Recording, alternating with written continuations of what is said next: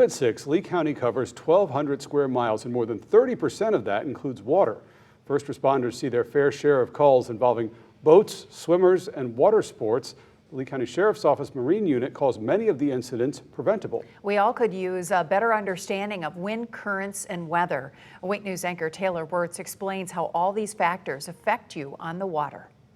One of the best parts of living in Southwest Florida is the long list of things to do on the water. But the Lee County Sheriff's Office Marine Unit says that comes with a lot of risk, especially for those who don't understand the weather and laws of physics. I think folks don't realize how hard it is to swim against the current and against the wind. Captain Chris Nice says while some may monitor currents or winds, they don't always take both into account, and how they affect people and boats very differently.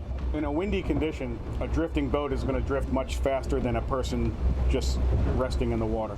You can almost figure twice as fast. On a day like this, it was almost twice as fast. So I hit the water with LCSO to see it for myself. What we're trying to show today is how a person can get away from a boat that's either anchored or adrift in a hurry with the wind and the current.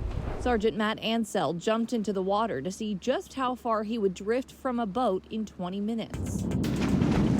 The first couple, probably 5 minutes, I feel like I was still within grasp of the boat. But after that, I started trying to swim back to it, and there was no way I would have gotten back to the boat against the current. When he went in the water, 20 minutes later, that vessel was 500 yards away from him, which is a quarter mile. And you're just not going to swim against that in these conditions. LCSO hopes this will teach more boaters to mind the weather and sea conditions each time they go out and realize just how quickly they can all change. If you're not paying attention to it, you're going to get separated from your boat in a hurry. Taylor Wirtz, Wink News. Now it's eye-opening. Sergeant Nice with LCSO's Marine Unit says if you go out boating, you should have a float plan before you hit the water, and then monitor the weather. Let other people know where you plan to go on your boat and what time you expect to return. He also says if you witness somebody falling in the water near you, don't let them out of your sight until the rescuers can get there. Now on Wink, they trick you